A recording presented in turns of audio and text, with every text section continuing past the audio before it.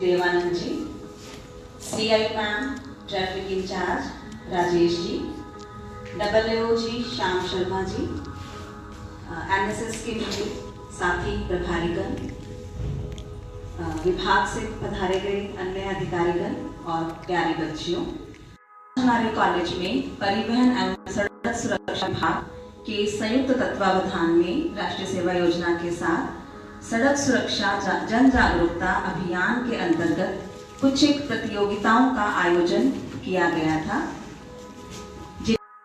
वो हमारा महाविद्यालय संभव हम सब प्रार्थना में इकट्ठे होते हैं, तो हमने शॉर्ट नोटिस पे इनके सारे कार्यक्रमों की रूपरेखा भी हमने तब बता दी और शपथ हमने वहां करा दी और इस प्रकार से हमने अपनी तरफ से प्रयास किया है कि हम जो भी कार्यक्रम यहाँ करा पाए वो सार्थक रूप लें। ये हम सभी जानते हैं कि सड़क हमारे लिए कितनी महत्वपूर्ण है। हम घर से चलते हैं, भले वो कच्चा रास्ता हो, पगडंडी हो या पक्की सड़क हो, पक्का रास्ता हो, वो सड़क हमारे लिए बहुत जरूरी है। और भारत के अंदर जो सड़क दुर्घटनाओं का प्रतिशतता है उसकी वो बहुत ज्यादा है।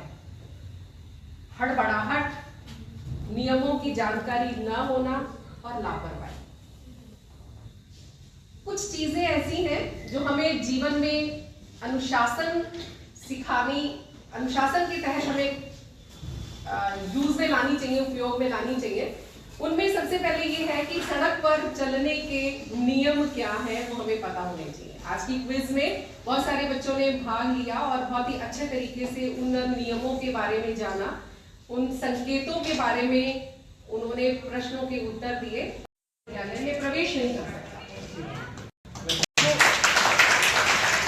आपको सबको पता है ये बात, क्योंकि वहां पे आपके वो जो संतोष बाई जी है वो रोक लेती है, कहते हैं या तो बाइक अपनी बाहर खड़ा करिए, ठीक है, पहले हम चांस देते हैं एक आधे दिन के लिए। और ई बाइक वाले बच्चों को मैं पर्सनली गेट पे होती हूँ तो मैं उनको कहती हूँ कि आप दूसरों की गलती की वजह से भी चोटिल हो।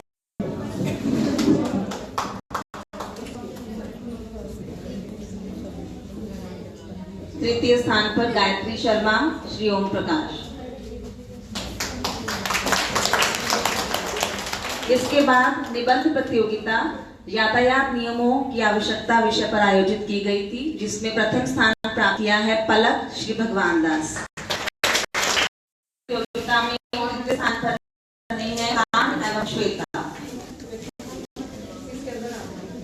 और इनके अलावा एक प्रश्नोत्तरी प्रतियोगिता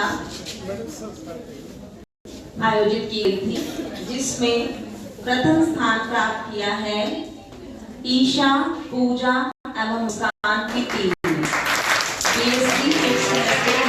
ने। कि हमारी छवि दूसरी जगह पे अच्छी नहीं है, उसको सुधारने के लिए हमारे एक ही डिपार्टमेंट या एक ही आदमी उसमें कुछ भी नहीं कर सकता चाहते हुए भी, इसलिए सबकी भागीदारी जरूरी है। इसमें आप लोगों की भागीदारी सबसे ज्यादा जरूरी है कि एक्सीडेंट नहीं हो। एक्सीडेंट ही इसका मुद्दा नहीं है। ट्रैफिक के बारे में मैं आपको बताना चाहूँ, आप कहीं जा रहे हो, जाम लगा हुआ है, आप रास्ते में इरिटेट हो गए, आपका पेपर है या आपके साथ में कोई बीमार है, वो टाइम पे हॉस्पिटल नहीं पहुंच पाया है।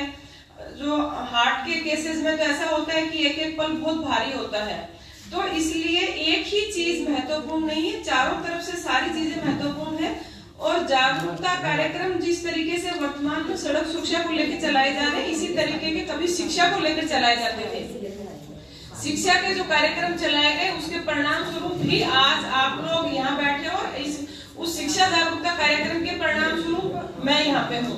इसी तरीके से मैं अपील करती हूँ कि आप ट्रैफिक रूल्स के जो भी नॉर्म्स हैं उनका पालन करें और अन्य अपने परिवारजनों से, अपने भाई बंधुओं से, अपने फ्रेंड सर्किल से भी करवाएं, ताकि ऐसी नौबत ही नहीं आए कि किसी के एग्जाम से जस्ट पहले एक्सीडेंट और राइट हैंड में फ्रैक्चर आ जाए। आप चाहते हो ऐसा हो?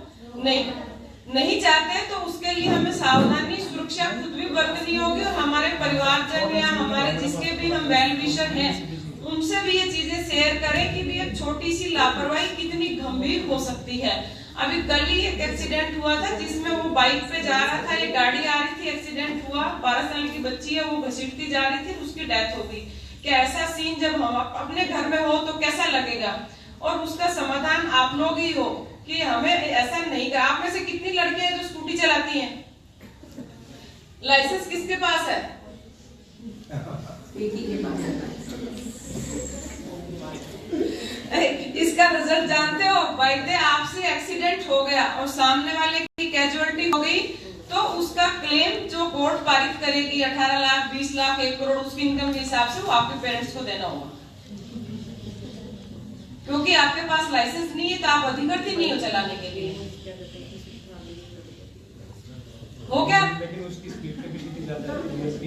तो इसलिए ये चीजें आपको गंभीर नहीं लग रही होगी, लेकिन कभी ना कभी किसी के भी हो गया तो उस टाइम गंभीरता बहुत ज्यादा बढ़ जाती है। 250 से अधिक। और जो इलेक्ट्रिक बाइक है उसके बारे में एक जो धारणा बनी हुई कि ना इसमें हेलमेट की जरूरत है, ना इसका कोई पुलिस चलान कर सकती है और हमें इसमें कुछ भी नहीं चाहिए। ऐसा नहीं है, आपकी जान से बढ़ के क्या है। ऐसा तो नहीं है ना कि इलेक्ट्रिक बाइक से आपका एक्सीडेंट नहीं होगा, आपकी कुछ कैजुअलिटी नहीं होगी, ये तो नहीं है ना। तो फिर जब सारी चीजें आप अपने दुर्घटना से बचने के लिए कर रहे हो तो इलेक्ट्रिक बाइक को आप ऐसे कैसे वो सेफ्टी कवर मान लेते हो कि भाई हाँ इस पे बैठ गए तो कुछ भी नहीं होने वाला।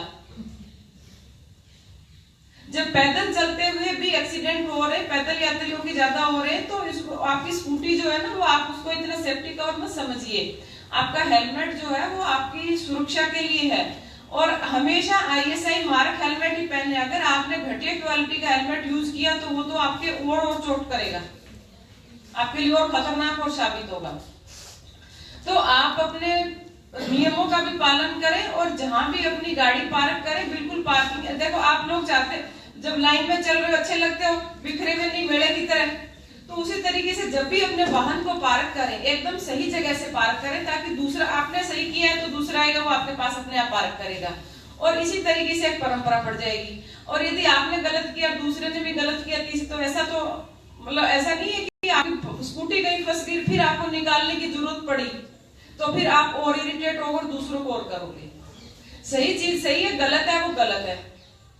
आप अभी से आदत डाल लोगे, मुझे पता है कि आप में से और लोग भी स्कूटी चलाते हैं लेकिन उनको पहले ही कहीं सुना हो तो उन्होंने बताया नहीं कि हाँ हम स्कूटी यूज कर रहे हैं। और आपके अन्य भी कुछ तो मुझे ऐसे लग रहा है कि 2-2 स्कूटी पे आती है, लाइसेंस एक का भी नहीं है, इंश्योरेंस स्कूटी का भी नहीं है, वो कितना खतरनाक होगा। आप अपने फ्रेंड से जो लिफ्ट लेते हो कभी देखा है आपने कि आपका जो फ्रेंड है वो चलाने में सक्षम है या नहीं है? कभी नहीं देखा है ना। लेकिन एक्सीडेंट रोज नहीं होते, लेकिन जो भी जब होता है तो फिर बाद में उसमें वापसी का कोई रास्ता नहीं होता। जिस तरीके से नशे में एक बार कोई चला गया तो नशे में वापसी का कोई रास्ता नहीं है, चाहे वो मेरा बेटा या मेरी बेटी ही क्यों ना हो, लेकिन वापसी का कोई रास्ता नहीं है। इसी तरीके से एक्सीडेंट होने के बाद में कोई रास्ता नहीं है कि भाई ऐसा होता नहीं होता मैं ये करती। तो सावधानी हटी, दुर्घटना घटी। अब मैं उम्मीद करती हूँ कि आप लोग कम से कम इस तरीके की जो भी आज का जो कार्यक्रम रखा गया है, आपके स्टाफ ने बहुत ज्यादा सहयोग किया है, इन्होंने अपना टाइम आपको अपने बच्चों से भी ज्यादा बढ़ के दिया है और आपको समझाने की कोशिश की है। DTO साहब ने हेलमेट की व्यवस्था इसलिए करवाई कि ताकि आप अच्छी क्वालिटी का हेलमेट पहने और आपको देख के दूसरे भी लाए कि भी हाँ हम इसी तरीके का हेलमेट यूज करेंगे। इसका कोई आएगा सकारात्मक परिणाम? ओके, आपका और ज्यादा टाइम नहीं लूंगी मैं, क्योंकि आपको लगता है कि हम रोज रोज इन बातों को सुन के थक गए, लेकिन ये आपको रोज रोज सेंसिटाइज और ज्यादा करने के लिए ये कार्यक्रम करवाए जा रहे हैं।